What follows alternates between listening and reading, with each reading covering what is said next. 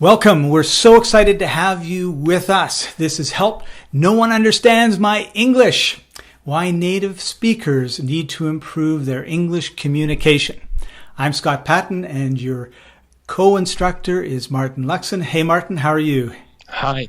Good. Thank you, Scott. Not too bad. Awesome. So in this course, we're going to be talking about communication. And because we live in a far more global society and the world has shrunk, if nothing else, what we find is we're working with people that have totally different upbringings. English may be their first language, may be their second. They may be fluent. They may be struggling with it and barely able to communicate in English. We have this whole spectrum of going on in the workplace, and it's causing a lot of frustration. I think in the past, the onus has been on the foreign students to learn English better. But actually what's happening is that the problem is also on the other side, because there's two sides to every story. And there are also problems with native speakers. In fact, there's been quite a big movement recently to train native speakers to speak English better, which is quite ironic. Yeah, it certainly is. So this course is for native speakers of English who are working with foreigners. They can be outside their home country. They can be inside their home country. Yep. It doesn't matter either way. And they understand that they could be communicating far better than they are right now. And it's kind of interesting for me because I have people that I work with, outsourcers who are in the Philippines and who are in India, and I communicate with them far differently than I communicate with my son or my mom or my best buddy that I've known for 35 years. It's really interesting because I can tell that they don't understand me. Right. And and they will never say that they can't. If I was to ask them, do you understand? They will always say, of course, no problem. But I can tell there's just this, I don't know, feeling like they just don't quite understand what it is that I'm trying to get across. And so what I end up doing, and the other thing is like a lack of confidence in the understanding. Right? It's kind of like how can I say it properly? I can feel like when they're answering, they're not answering confidently. So then I think, well, they don't really understand. But the other side of it is, if I get the feeling that what goes through their mind is, if I don't say I understand, he's going to fire me, right? We'll talk about this later, but there is there's this power gap working there as well, where you're the boss, and in a lot of cultures, the boss is a bit like God, and you don't question him. It's usually a him, and you just do what they tell you, and you can't just say to the boss, actually, boss, I don't understand you, because you might be insulting him, or like you said, you might be thinking, well, that's the end of my job. So it's very difficult for these people because the imbalance of power.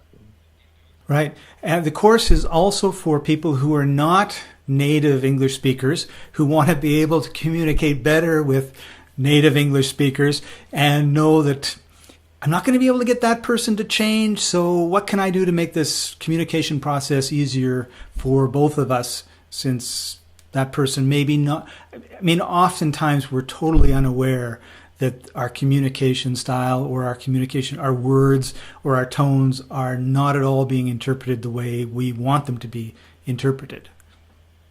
The thing is as well is on the aspect of non-native speakers. I have targeted it at human resources, but that can also be the problem because human resources then have to pass the bad news on to their managers. And again, I'll talk about this later. It can be a problem because people don't necessarily want to hear the bad news.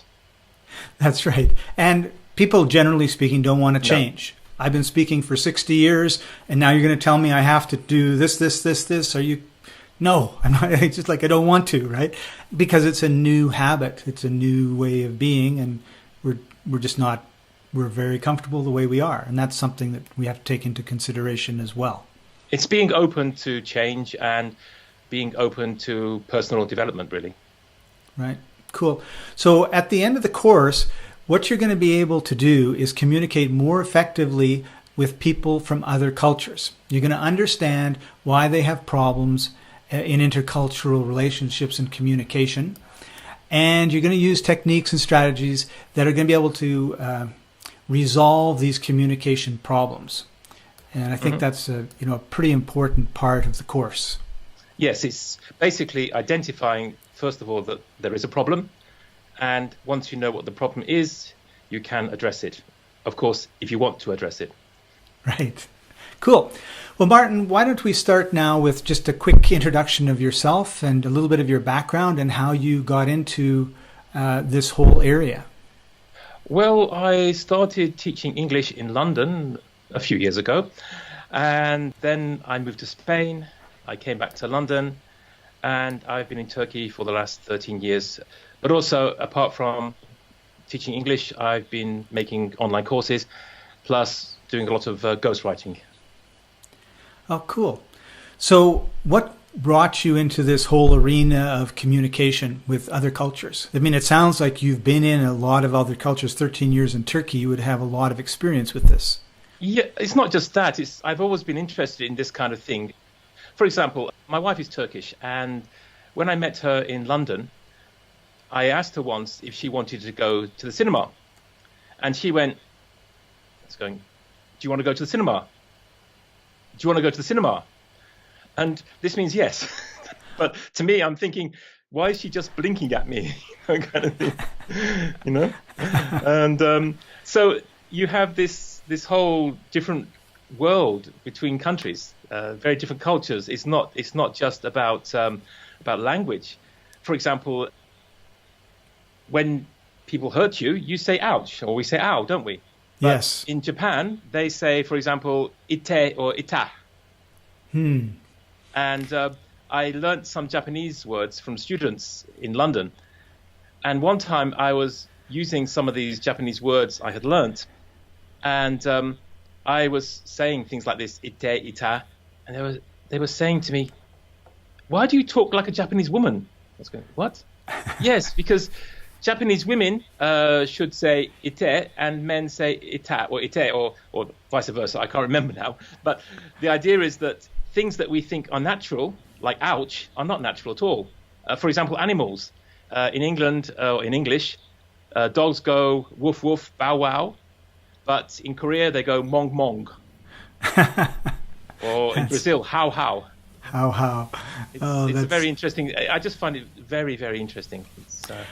I find it fascinating as well. And about 9 years ago, I dated a lady who was from Portugal in Canada. So she had moved she didn't speak any English when she moved to Canada. She moved to Canada and so she could speak fine, but you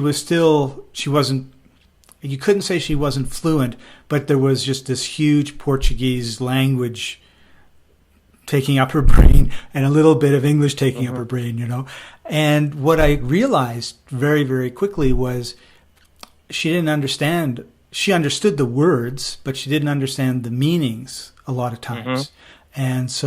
Or she would communicate something and the words that she used really didn't communicate what she meant. So this was it could have been a cause of conflict, because I would have said, well, you just said you wanted to go to the cinema and you're mad now because we're at the theater and watching a movie, and I didn't know you wanted to go for a walk along the park sort of thing, right? Like we would have these sort of discussions. And so it made me realize that when I talk to someone who's fluent in English, who grew up in the same city as I did, we have all of this common background and everything else. We never check to see if the person actually understood. And so that's why and of course they probably didn't, right? And so it showed me that how little understanding people have between each other, because we don't check to make sure that they understood what I said, that person understood what I said, or I understood what they said. And because of the relationship I had with this lady, I was forced to, because it was obvious she didn't understand or I didn't understand. And you could get mad or frustrated about it, or you could say, well, okay, like, what did you mean?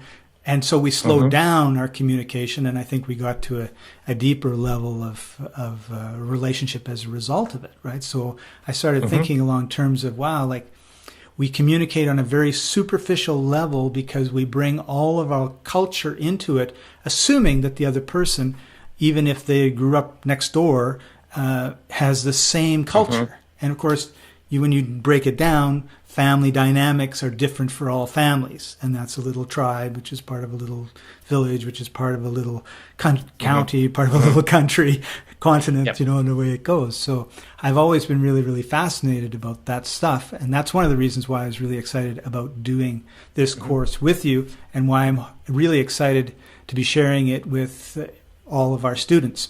So we've come pretty much to the end of this introductory lecture. We're going to jump right into the course in the next section. But before we do, down below normally is a little Q&A button, and I'd love for you to click on that and introduce yourself, what it is that you want to get out of the course, who you are, where you're from, what sort of stories or experiences have you had with people not understanding you, particularly because of cultural differences and communication differences and different languages, and that sort of stuff.